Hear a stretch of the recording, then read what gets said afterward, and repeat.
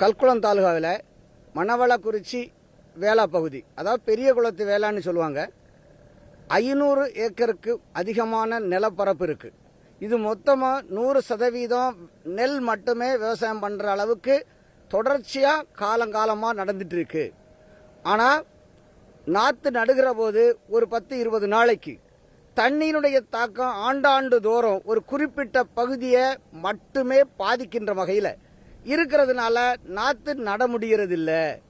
லேபருக்கு நாம ஆளை வெளியூர்ல இருந்து கொண்டு வந்திருக்கிறோம், உள்ளூர்ல ஆள் இல்ல.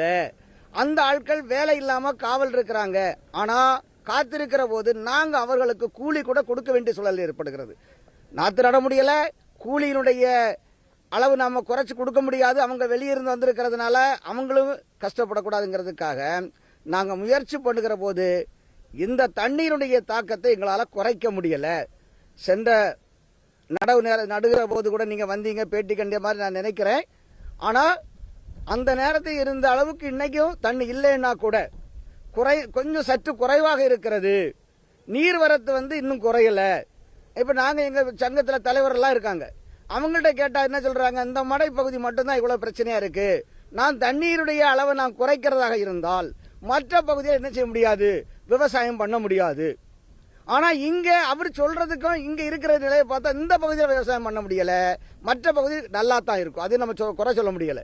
அப்ப நீருடைய கட்டுப்பாடை என்ன தெளிவுபடுத்த முடியாத அளவுக்கு இங்க கால்வாய் சரியா இல்லை.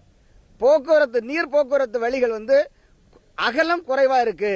அதனால அந்த நீர் தேங்கி இருக்கின்ற அளவு ஒரு குறிப்பிட்ட பகுதியில் ஒரு 10-25 ஏக்கரு எந்த சூழல் கொண்டு ஒரு வாரத்துக்கு எந்த செயல்பாடும் செய்ய முடியாத அளவுக்கு தடைபட்டு இருக்கு. இத நீங்க பாக்குற போது பாருங்க, ஒரு குளம் மாதிரி இருக்கு. அந்த குளத்தை நாங்க என்ன செய்யறது, எப்படி போய் நடுறதுங்கிறதே எங்களால முடியல. நட்ட வயலும் உள்ள இருக்குது, நாத்தும் உள்ள இருக்குது. இருக்கிற நாத்துகள் எல்லாம் அழுவி போறதுக்கு ஒரு வாய்ப்பு அதிகமா இருக்கு. ஒன்னு இந்த மழை சற்று உடனடியா குறைஞ்சா கூட என்ன செய்யலாம், நடுக்கு நாத்துங்களுக்கு கிடைக்கும், இல்லைன்னா சுத்தமா நாத்து கிடைக்க வாய்ப்பு இல்லை. இது இந்த மாதிரி தண்ணீர் தேங்குறதுக்கான காரணம் என்ன, இதுக்கு என்ன அரசு செய்யணும்னு எதிர்பார்க்க? அதாவது தண்ணீர் தேக்க காரணம், அதாவது நீர்வழி பாதை அகலம் குறைஞ்சிருக்கதான் காரணம். அரசாங்கமும் பல முயற்சி எடுக்குது. சென்ற ஒரு 6 மாதத்துக்கு முன்னாடி இல்ல ஒரு 8 மாதத்துக்கு முன்னாடி கூட பார்த்தாங்க, நாங்க சரி பண்ணி தரேன்னு முயற்சி பண்ணாங்க. ஓரளவு சரி பண்ணிருக்காங்க. ஆனாலும் என்ன செய்யல, இந்த ஒரு குறிப்பிட்ட பகுதியில் மட்டும்தான் நீர் தாக்கம் அதிகமா இருக்கு அப்படின்னு சொல்றதுக்கும் இல்ல. இத மாதிரி ரோடு 2 ரோடுகள் சந்திக்கின்ற பகுதிகள் பெரும்பான்மை இப்படித்தான் இருக்கு. மற்ற பகுதியில் எந்த பிரச்சனையும் இல்லை, அழகா தெளிவா நட்டுட்டு வர்றோம். இந்த ஒரு குறிப்பிட்ட இடங்கள்ல மட்டும் நாங்க நடவு செய்ய முடியல.